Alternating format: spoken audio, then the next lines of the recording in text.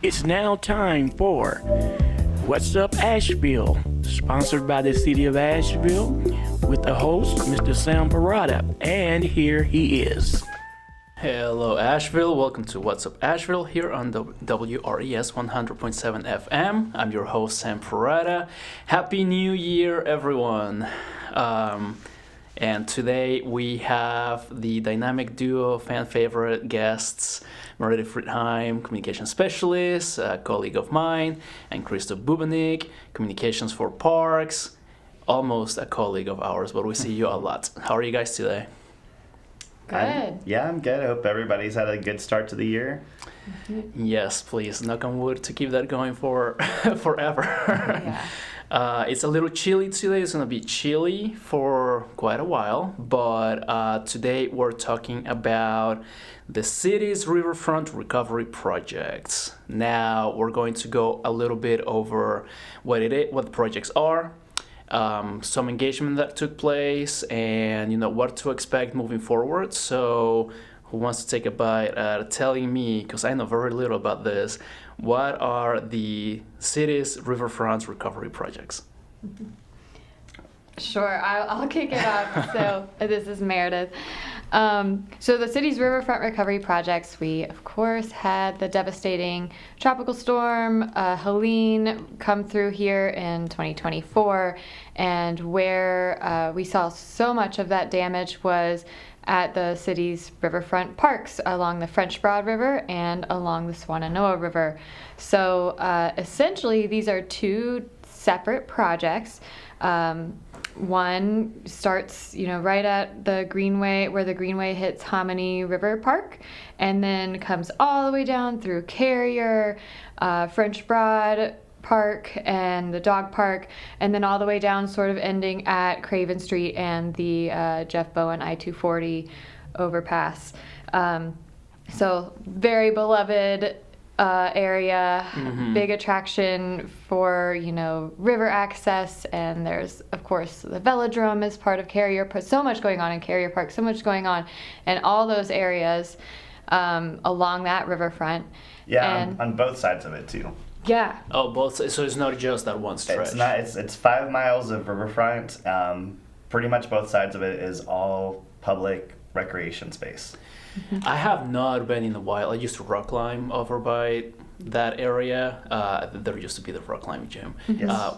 What does it look like right now, today? Well, we've been able to open up most of French Broad River Greenway, which is, like as Meredith said, starts at Hominy Creek River Park, which is a Buncombe County park, goes all the way to where like White Duck Taco used to be, the railroad train trestle there. There are a few parts where you got to detour on gravel, and then French Broad River Park, which most people know for its dog park. It is still not accessible for people. It's not safe to be in there right now, and so the Greenway doesn't connect all the way right now, so that's a little unfortunate. But we have been able to open up parts of Carrier Park, Amboy Riverfront Park, Gene Webb Park. The Wilma Dykeman Greenway is pretty much you can travel it. That's the part that's on the River Arts District side. A lot of people know it as the River Arts District Greenway.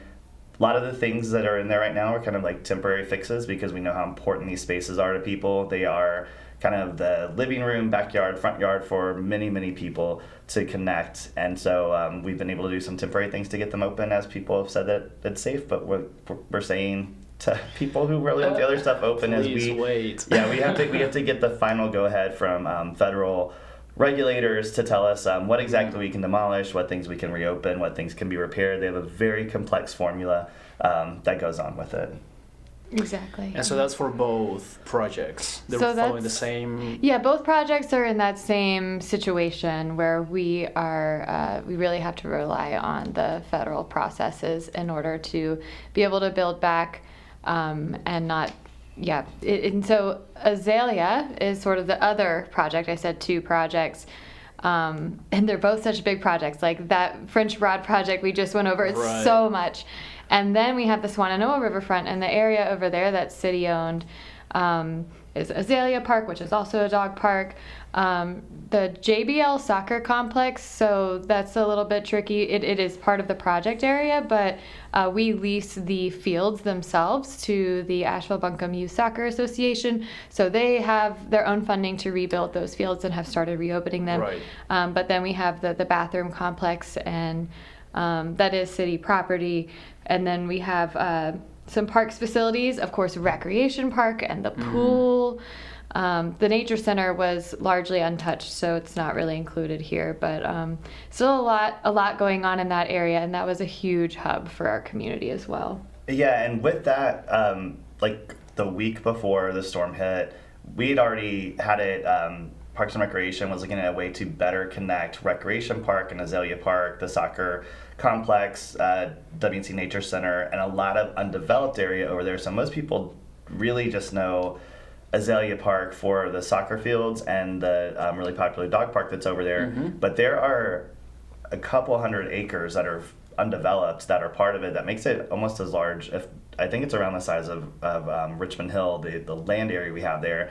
And in July before the storm, Asheville Unpaved had gotten approval to do some natural trails that are in there. And so the great thing with this is as we're looking at rebuilding the things that we lost, there are already plans to expand that area and make it more of a recreation hub that just has different things that you can do beyond just the pool and the soccer and dog. Yeah, so there were plans before the storm. Are those being taken into account for this next phase of work? Yes, so Meredith and I will talk about this first phase of engagement around building the riverfronts, which has been exciting and really positive. But in addition to that, there are many adopted plans at the City of Asheville, including Recreate Asheville, our 10-year Parks and Recreation plan, Living Asheville, Close the Gap. All of these are on the city's website. You're bringing memories back. Yes, they are real page turners. If you need some winter reading, if you've got a book club or something. But there's like a ton of engagement that's been done to build those, and those are still really good guiding vision principles with them. But those were also designed before we had what are essentially blank slates in some cases, and so this is a really great opportunity for our community to say, what should these spaces have looked like probably before? What should they look like now for future generations? And ways that we can build them to protect other parts of the city. For example, in French Broad River Park or the French Broad Riverfront project, you're right next to a couple of residential districts, the River Arts District, which was we all remember what that looked like after the storm. And so, how can we make these places work and be really good places to connect and to do recreation, whatever that looks like, but also to protect other areas of the city.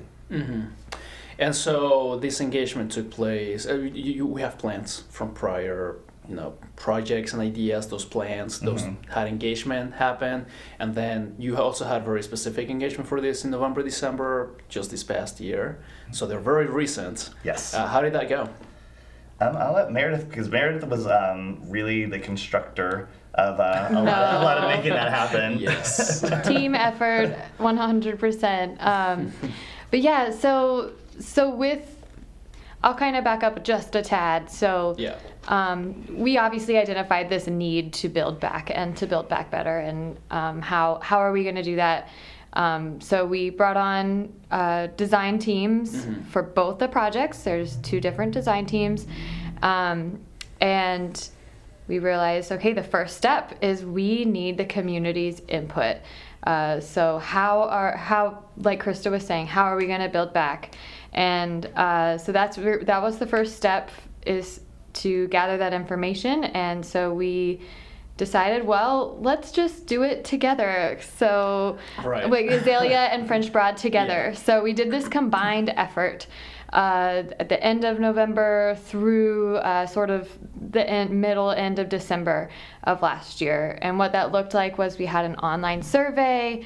We got over 2,000 responses, which is a great rate for us. It's really good. So that's super exciting. And people, there were lots of multiple choice questions on those surveys and preference questions, but there are also a lot of open-ended questions, and people gave us amazing detailed stories about their experiences in those areas, and that is so informative to us as qualitative information. Right, yeah. And so we had the online survey, great input there, and then we had our big open house event at Asheville Middle School on December 10th. So that was great too. We had over 200 folks come out that night, which may or may not sound like a lot to you, but it felt like a lot. There were a lot of people in that room, and it was so great. There were interactive activities, and both of the design firms were there to talk to people, and as well as a lot of our City of Asheville staff. So great turnout there. We also did several pop-up events where we went to some of our housing authority, Buncombe County engagement markets, talked to folks there. We went to farmers markets. We went out on the Greenway and just set up a table just to talk to people on a Saturday, the Nature Center, etc. So really tried to cast a wide net and get as much feedback from as many different kinds of people as possible.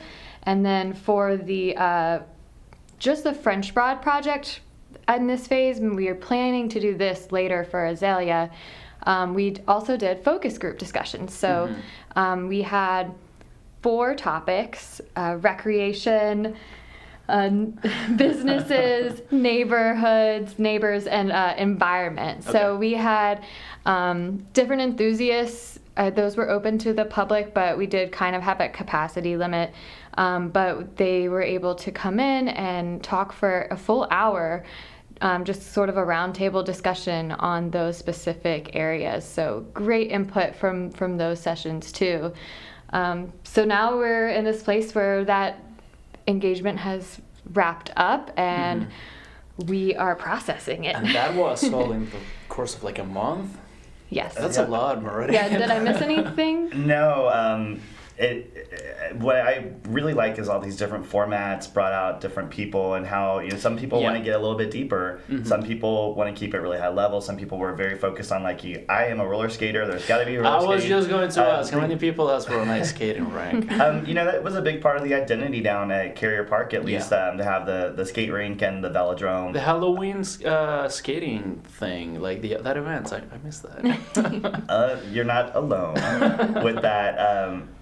So we felt like it was very important to go up to be where people were in some of these places, and then the people who wanted to get a little deeper that were able to come to us to get as wide a net, as diverse a set of voices as possible, because these places mean so much to everybody who lives here, but they may mean something different to folks. Some people, it's really just steps away from the hustle and bustle to be with nature. For other people, it's a transportation network to get from their home to their business or friends or entertainment. For others, it's a place to connect. If you live in an apartment or a townhome, you may not have that outdoor space that maybe like a single family home would have. And so, but overall, the kind of the themes that were emerging from them were very similar among people. There's like the high level things that'll be guiding the design for this, and it's been an overall positive. I mean, I know all 3 of us have gone to lots of community meetings and stuff over the years, and this is the first one where someone wasn't waiting with a piece of paper to, like, the 10 things that they hate about what the city government is doing at that moment. People are ready to roll up their sleeves, and they're ready to provide feedback and direction, and it's just been a really positive experience for everyone involved, I think, and I hope that continues as we go down the road on these next things that will be happening, and being able to be on this tour right now for us to share information. This is we just started rolling out this information on Monday, and so this is the people who are listening right now might be some of the first people to hear what emerged from there. Yeah, I mean, let's talk about it. First of all, where can people find the information? It's number one. We have separate project pages for both these projects. If you go to ashevillec.gov and click on projects, there's one for Asheville or for Azalea, Azalea Park and Parks and Infrastructure. Azalea Parks and Infrastructure Recovery, and then French Broad Riverfront Parks Recovery. And the reason that Azalea isn't just focused on the park is because there are some other elements to it that are like transportation related and some other public infrastructure. Right, so it's a multi-departmental group effort. Yes. When it comes to like, actually starting the work and planning and all that stuff. Definitely. Yes, we have after this, Meredith and I have a meeting that has like 50 City of Asheville employees. Wow. There's lots of folks who are working on this. We have an aggressive timeline to get things done because of the funding sources and a lot of the regulations that are tied to them from the federal government. And so we want to make sure that we are maximizing as much as we possibly can so we can get the best product for the people who live here. Yeah, I think the word that describes the recovery efforts since Helene hit has been compliance, with also a little bit of speediness. Because if we are not compliant, we cannot provide any kind of service or repairs. But we also know that we want to be speedy and meet the community's needs, which are a lot. And it's okay, we'll get there. So yeah, tell us about what the engagement told us.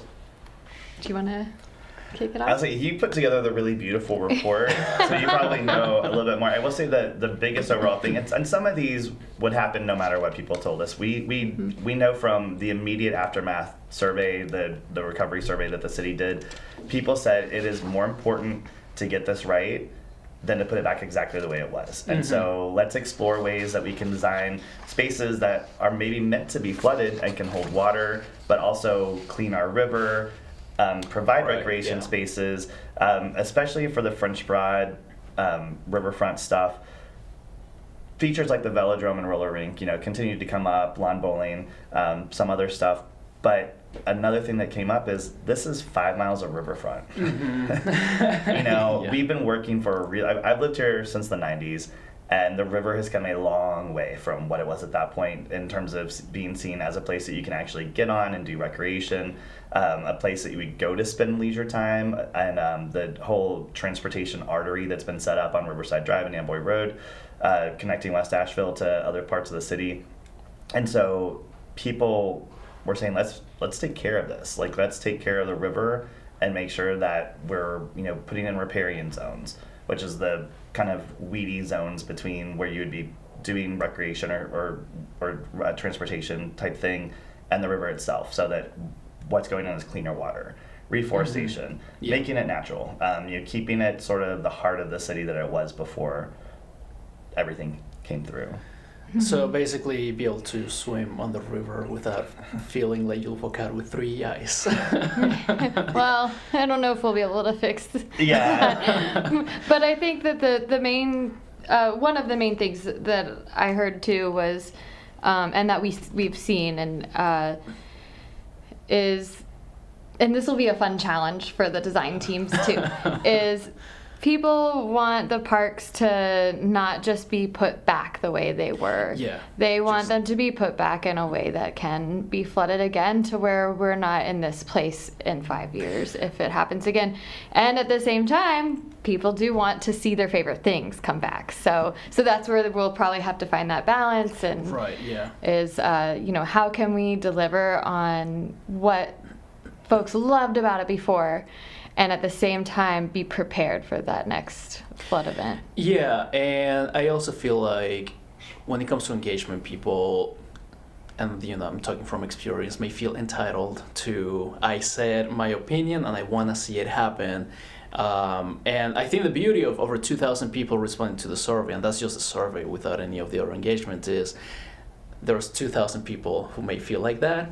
And I think it's going to be important for everyone to know, we're all working on this together. I may not see everything that I want, but I'm very excited to see what the end result will be. And as someone who has done a lot of research on parks, our public parks here in Asheville, we didn't always have the money to do things right the first time. And some of the things that got destroyed were very old, or they, the velodrome, for example, was a car track that was kind of upfitted or downfitted, I don't know exactly what the word would be, to make it a bike velodrome. And if we rebuilt that now, we have a lot of examples from throughout the U.S., throughout the world, where maybe there's a way to build something like that is more flood resistant, and that you can do things with, that you can make it more flexible and adaptable. And so this is a really great opportunity for us to to say, all right, we might actually have the resources to make this for future events be able to withstand it a lot better, because we know that those areas are going to flood again, and so one of the best things we can do is prepare for it. Yes, is to use all the technology and all the smarts and the people who are designing this to their full potential, because we didn't have that 25 years ago. We didn't have that 50 years ago. Recreation Park is 100 years old. Wow. The bridge that broke in half over there was built in 1925. Oh my God. So, yeah.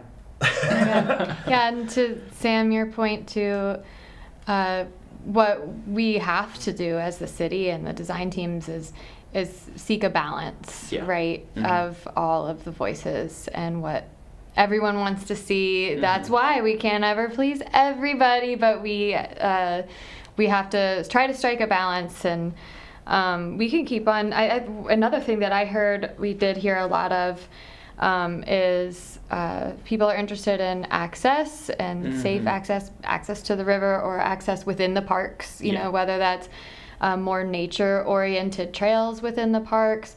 We know that folks care about how they are able to get to the parks, like from their house. Yeah. That's a little bit trickier because it's a little bit outside of the project zone, but it's still really important feedback for us to understand. It just might not be something we can deliver on in this project, but I think probably a lot of that came from, I think when I think of the French Broad Riverfront specifically, I think of the Greenway system. Like, what a cool thing that Asheville has, and it makes sense to me that people would want to see us put that back in the same or similar way. And there's so much going on, like even in tandem with these projects. Like, I think we're working with NCDOT to get a pedestrian bridge over at Craven, and also NCDOT later on down the road is working on Amboy. So there's a lot happening all at once, to where, 5 years from now, 10 years from now, it's gonna, like, it was already such an amazing space to me, and it's gonna be even more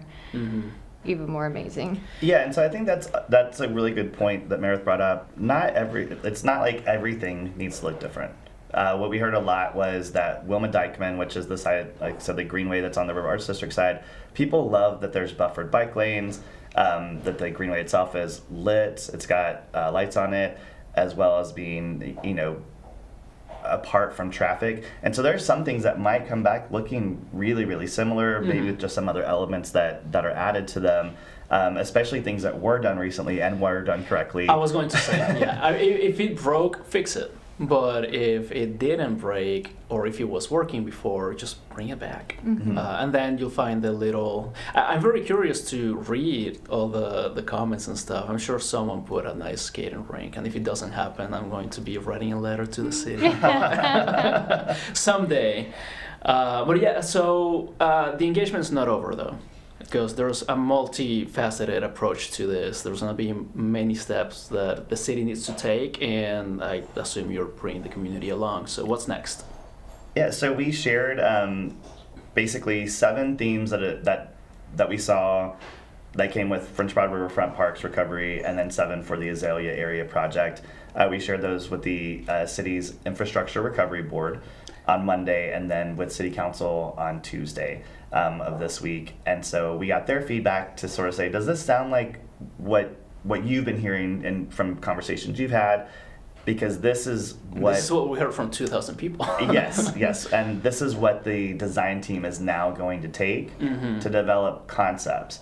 And we're moving really fast. It may not from the outside. There's a lot of prep work that doesn't get seen on the everyday thing. But by the end of February or early March this year, we should have concepts, different alternatives that people can look at for both of these projects, and do some in-person design, like a design workshop, some online elements, some smaller group discussions, and things like that for this next phase, where people look at them and sort of say, all right, I like this part of A and this part of C, this part of B, and try to like mash together what might work. And of course, there's restraints in terms of land itself, the resources that we're going to get to rebuild this, which is primarily money with it. And then yeah, so there's gonna be that next round of us asking people for their feedback, for their and you're just ideas. narrowing the focus. So if you participated in the initial